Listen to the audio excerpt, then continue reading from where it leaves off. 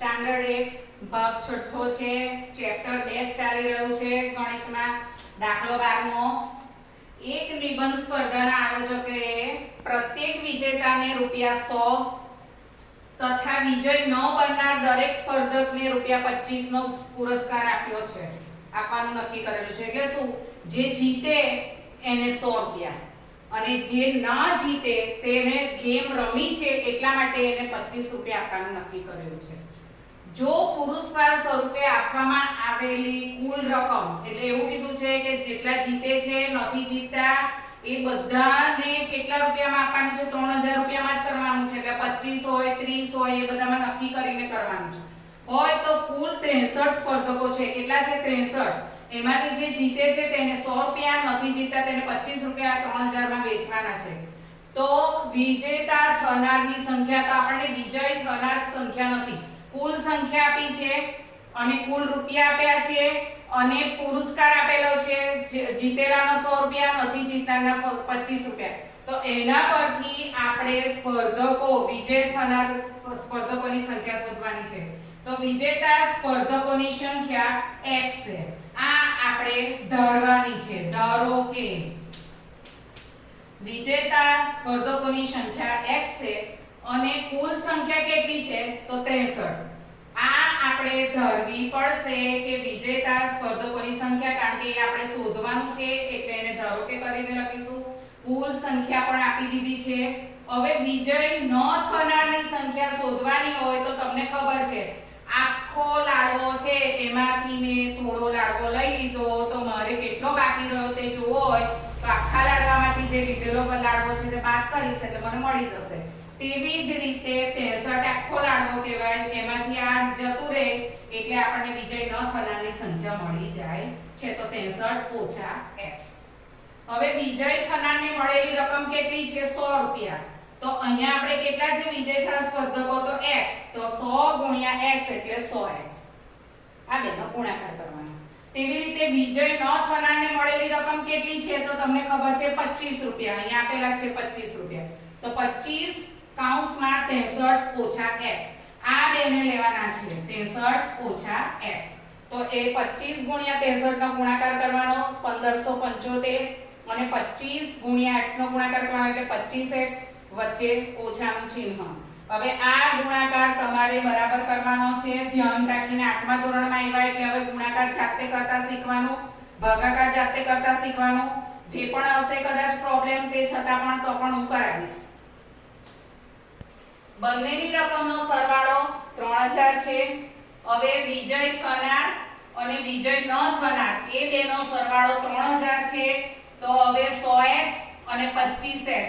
તો 100x માંથી 25x જાય એટલે આપણને 75x મળે છે. બરાબરના બરાબર 3000 અને આ સંખ્યા વત્તા છે, બાજુ બદલતા એને ઓછા સ્વરૂપમાં આવશે એટલે 1575.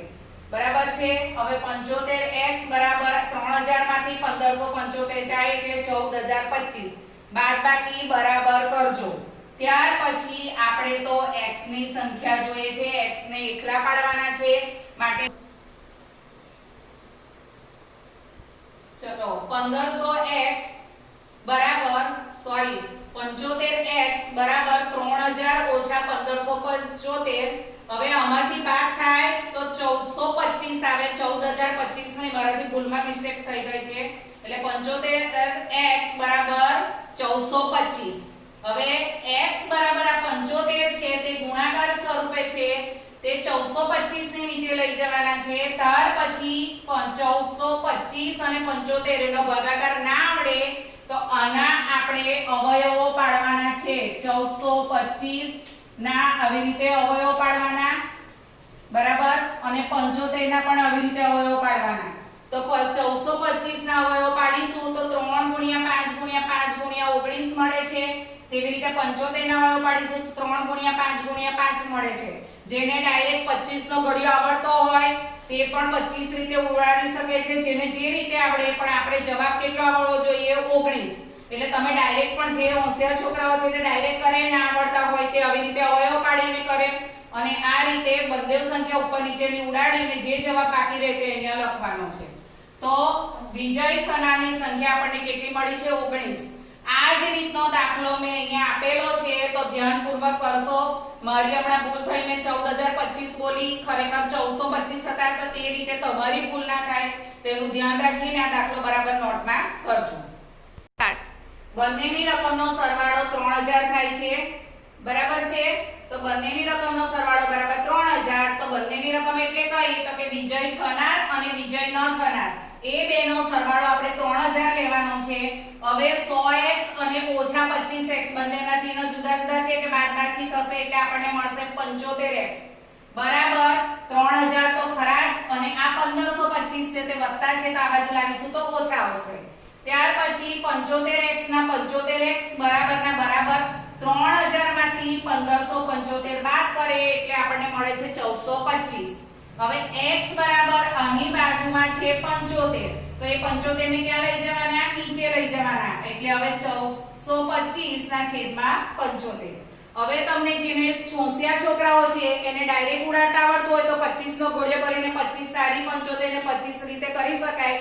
પણ જેને ના આવડતું હોય તો 1425 ના અવયવ પાડવાના જ, તેવી રીતે 75 ના અવયવ પાડવાના જ, ને એ જે અવયવ આવે તે 3 × 5 × 5 × 19 અને 75 ના 3 × 5 × 5 કરીને લખવાના છે. જે સરખું સરખું હોય તો ઉપર નીચેનું ઉડાડવાનું, બાકી રહે છે 19, તમારે બીજી બાકી રહે તે લખવાનું એટલે 19 આવશે. તો જવાબ વિજય થનારની સંખ્યા 19 મળે છે. ગુણાકાર, ભાગાકાર અને અવયવો અત્યાર સુધી કરાવ્યા, પણ હવે જાતે કરવાના રહેશે એટલે મેં આ ડાયરેક્ટ તમને ખાલી બતાવ્યું છે. તમારે જાતે જ કરવાનું રહેશે. હવે તમે 8મા ધોરણમાં આવ્યા છો એટલે દાખલાની રીત સમજવાની અને સોલ્યુશન જાતે લાવવાની કોશિશ કરવાની. આ જ રીતનો દાખલો મેં આપ્યો છે. દાખલો બીજો તે તમારે જાતે હોમવર્કમાં કરવાનો છે, અને કંઈ પણ પ્રોબ્લેમ હોય તો જ્યારે મળીશું ત્યારે આપણે કરીશું, બરાબર છે. એટલે તે વખતે આ રકમ લખી તેની જગ્યા નીચે છોડી રાખવાની. ટ્રાય કરેલો હોવો જોઈએ. તમે આ રકમ લખી નીચે જગ્યા છોડીને આવી ગયા કે મેડમ બસ હવે કરાવો, તો એ રીતે હું કરાવું નહીં. પહેલા તમે દાખલો કરેલો હોવો જોઈએ, ખોટો કે ખરો, બરાબર છે. તો ધ્યાનથી કરજો આ દાખલો. ચેપ્ટર 2 માં રીત 3 છે. સમીકરણનો ઉકેલ મેળવો અને જવાબ ચકાસો. સમીકરણનો ઉકેલ મેળવો અને જવાબ ચકાસો એટલે ઉકેલ એટલે જવાબ લાવવાનો છે અને એ જવાબ સાચો છે કે નહીં તે જોવાનું છે. તો પહેલું 3x બરાબર 2x 18. આપણે આગળના એમાં શીખી ગયા છે રીત 1 માં કે આમાં શું કરવાનું? તો કે x ની કિંમત લાવવાની. x ની કિંમત લાવવા માટે શું કરવાનું? x ની આજુબાજુ જે પણ સંખ્યાઓ છે તેને પહેલા દૂર કરવી પડે. પણ ત્યાર પહેલા અહીંયા શું કરીશું? 3x ના 3x, અહીંયા પણ 2x છે તો એ 2x ને આપણે આ બાજુ લાવીશું એટલે ઓછા 2x થશે બરાબર 18. 3x માંથી 2x જશે એટલે x આવશે બરાબર 18. તો આપણને કયો ઉકેલ મળ્યો? તો કે x બરાબર 18 જવાબ મળેલા છે, બરાબર છે. હવે આ જવાબ સાચો છે કે ખોટો તેના માટે શું કરવું પડે? તો કે ડાબા બરાબર જબા થવું જરૂરી છે. તો તેની ચકાસણી કરીશું. તો પહેલા ડાબા એટલે કોણ છે? 3x. તો 3x લઈશું. 3 × x એટલે આ જે જવાબ આવ્યો તેને મૂકવાનો, એટલે 3 × 18 એટલે 18 તારીખ 54 જવાબ મળે છે. આ ડાબાનો જવાબ મળ્યો. તેવી રીતે આપણે જબાનો જવાબ લાવવાનો છે. તો જમણી બાજુ એટલે કઈ? તો કે 2x + 18. તો 2x + 18 લખીશું. x જ્યાં દેખાય ત્યાં જે અહીંયા ઉકેલ આપણને જવાબ મળેલો છે તે મૂકવાનો છે. એટલે 2 × 18 + 18. 2 × 18 એટલે 36 + 18 એટલે 54, બરાબર છે. એટલે બંનેના જવાબ કેવા મળ્યા છે? ડાબા અને જબાના સરખા. તો ડાબા બરાબર જવાબ માટે આપણો જવાબ સાચો છે. એટલે આની અંદર પહેલા જવાબ લાવવાનો અને ત્યાર પછી ચકાસણી કરવાની. ચકાસણીમાં આ બેનો જવાબ સરખો આવે તો તમારો માટે જવાબ સાચો છે, અને જો જુદો જુદો આવે તો જવાબ ખોટો છે. આની અંદર ટીચરને જોવાની જરૂરત નથી, તમને જ ખબર પડી જાય કે તમે સાચો દાખલો કર્યો છે કે ખોટો દાખલો કર્યો છે. એવી જ રીતનો દાખલો બીજો લઈશું. તેમાં છે 8x + 4 બરાબર 3 કૌંસમાં x - 1 કૌંસ પૂરો વત્તા 7, બરાબર છે. આની અંદર તો કૌંસ છે જ નહીં એટલે તેના તે લખીશું. આ કૌંસ છે તેનું સાદું રૂપ આપીશું. તો 3 એ આની જોડે પણ ગુણાય એટલે 3x થશે, અને 3 એ એક જોડે પણ ગુણાય એટલે -3 થશે ને વત્તાના વત્તા 7, ને કૌંસ છોડી દેવાનો છે. કૌંસ છોડો એટલે તમને આ રીતે રકમ મળી ગઈ છે. હવે શું કરીશું? તો કે આ 3x જે છે તેને આપણે બાજુ બદલીશું એટલે 8x ઓછા 3x કરીશું અને આ જે વત્તા 4 છે તેને આ બાજુ લઈ જઈશું એટલે ઓછા 3 વત્તા 7 તો હતા જ પણ આ વત્તા 4 આવ્યા તે બાજુ બદલતા ઓછા 4 થાય છે। હવે આ બેનો જવાબ શું થશે તો કે અહીંયા વત્તા છે અને ઓછા છે જુદા જુદા ચિહ્ન છે બાદબાકી થશે એટલે 8 માંથી 3 જશે એટલે આપણને 5x મળશે તો 5x બરાબર અહીંયા શું થશે તો કે ઓછા 3 અને ઓછા 4 એ બેના સરખા ચિહ્ન છે તો એ બેનો સરવાળો કરીશું તો ઓછા 7 મળશે ને વત્તા 7 તો છે જ એટલે ઓછા 7 અને વત્તા 7 મળ્યા 5x બરાબર શું મળ્યું તો કે 7 માંથી 7 ચોકલેટ હતી એમાંથી 7 જતી રહી એટલે 0 તો હવે x બરાબર શું થશે તો કે 0 ના નીચે 5 કોઈ પણ શૂન્યનો છેદ ગમે એટલી મોટી સંખ્યા હોય પણ જવાબ તો શું આવે છે 0 0 હવે આપણે ચકાસણી કરીશું કે આ દાખલો આપણે સાચો કર્યો છે કે ખોટો તો તેના માટે શું લેવાનું ડાબા તો ડાબામાં શું છે 8x 4 તો હું અહીંયા લખીશ 8x 4 x જ્યાં દેખાય છે ત્યાં શૂન્ય મૂકીશ બાકી બધું તેનું તે હવે 8 ગુણ્યા 0 કોઈ પણ સંખ્યાને શૂન્ય વડે ગુણે તો જવાબ 0 જ આવે છે અને વત્તા 4 એટલે શૂન્યની અંદર કોઈ પણ સંખ્યા ઉમેરીએ તો તેની તે સંખ્યા મળે એટલે આપણને 4 જવાબ મળે છે તેવી જ રીતે જબાની એટલે જમણી બાજુની કિંમત મૂકવાની છે એની અંદર x જ્યાં દેખાય ત્યાં આપણે કેટલા મૂકવાના છે 0 પણ અહીંયા ગાડી આપણને કાઉન્સ આપેલો છે એટલે કાઉન્સનું પહેલા સાદું રૂપ આપીશું તો 3x 3 ગુણ્યા 1 એટલે 3 અને વત્તા 7 આગળના આપણા દાખલામાં આવી ગયું એ રીતે જ હવે એની અંદર કિંમત મૂકીશું તો 3 અને 0 એટલે 3 ગુણ્યા 0 ઓછા 3 ના 3 અને વત્તા 7 ના 7 હવે 3 ગુણ્યા 0 કોઈ પણ સંખ્યાને 0 વડે ગુણે એટલે 0 જવાબ આવે છે ઓછા 3 વત્તા 7 એટલે ઓછા 3 વત્તા 7 એટલે મોટી સંખ્યાનું ચિહ્ન જુદા જુદા ચિહ્ન હોય તો બાદબાકી મોટી સંખ્યાનું ચિહ્ન એટલે વત્તા 7 માંથી 3 જાય એટલે 4 આવે છે હવે તમને ખબર પડી ગઈ ડાબા અને જમણી બાજુનો કિંમત કેવી છે ડાબી બાજુ અને જમણી બાજુની કિંમત સરખી છે અને કિંમત જ્યારે સરખી હોય માટે જવાબ કયો કહેવાય છે સાચો એટલે આ દાખલો પણ આપણે ગણેલો સાચો છે આવી જ રીતે બીજા હું હજુ 2-3 દાખલા કરાવીશ ત્યાર પછી તમને હોમવર્કમાં આપીશ એટલે બરાબર ધ્યાનથી જોઈ લેજો આ દાખલા x બરાબર 4/5 આપણે ત્રીજો દાખલો જોઈશું અને કૌંસમાં x + 10 છે બરાબર છે હવે આપણે x બરાબર 4/5 કૌંસમાં x + 10 હવે આની અંદર છે ને 3-4 રીતે દાખલો થાય પણ હું તમને ઈઝીમાં ઈઝી શીખવાડું છું આ 5 છે તેને લઈ આવવાના છે અહીંયા ગાડી એટલે x ની જોડે 5 ને ગુણાકાર કરીશું એટલે 5x મળશે બરાબરના બરાબર 4/4 અને આ આખો કૌંસ તેનો તે જ બરાબર છે એટલે આ આપણને રકમ મળી ગઈ હવે શું થશે 5x બરાબર 4 ગુણ્યા x એટલે 4x અને 4 ગુણ્યા 10 એટલે 40 અને આ જે વત્તાનું ચિહ્ન હતું તેનું તે જ એકદમ ઈઝી રકમ બની જાય હવે 5x અને 4x ને આ બાજુ લાવીશું એટલે ઓછા 4x થઈ જશે વત્તા બરાબરના બરાબર અને વત્તા 40 ના 40 એટલે 5x માંથી 4x જાય એટલે x બરાબર 40 આપણને આ જવાબ મળ્યો છે બરાબર છે હવે આ જવાબ આપણો સાચો છે કે ખોટો તેના માટે આપણે ચકાસણી કરીશું તો ચકાસણી માટે ડાબા બરાબર x જ છે એટલે ડાયરેક્ટ 40 લખી દેવાના અને જમણી બાજુ બરાબર 4/5 કૌંસમાં x + 10 છે તો 4/5 x ની કિંમત આપણે કેટલી મૂકવાની છે તો કે 40 તો 40 મૂકી વત્તા 10 40 અને 10 નો સરવાળો કરે તો આપણને મળે છે 50 અને 50 મળે છે ને આ ગુણ્યા છે આ કૌંસ આપેલું હોય એટલે ગુણાકાર સ્વરૂપે એટલે 4/5 ગુણ્યા 50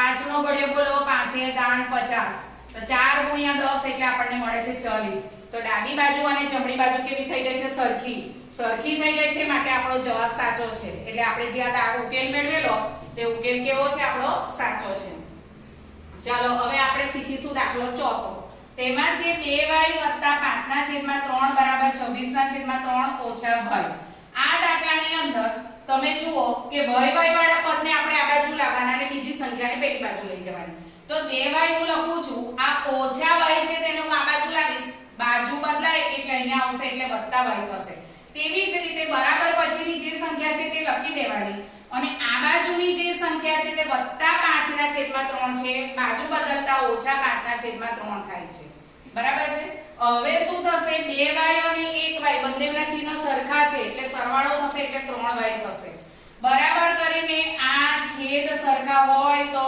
ઉપર આપેલા સંખ્યા અંશનો સરવાળો બાદબાકી કરી શકાય. તો 26 અહીંયા ઓછા છે એટલે ઓછા લેવાના ને 5 માંથી 5 જાય એટલે 21 મળશે અને નીચે 3 3 સતા 21 એટલે ઉપર 7 આવશે એટલે 3y બરાબર આપણને 7 મળે. પણ આપણે તો ખાલી y ની કિંમત જોઈએ છે એટલે શું કરીશું, y ને એકલા પાડવા માટે y ની જોડે જે ગુણાકાર છે તે છેદમાં જશે એટલે 7/3. તો આપણને આ ઉકેલ શું મળ્યો, y ની કિંમત શું મળી 7/3.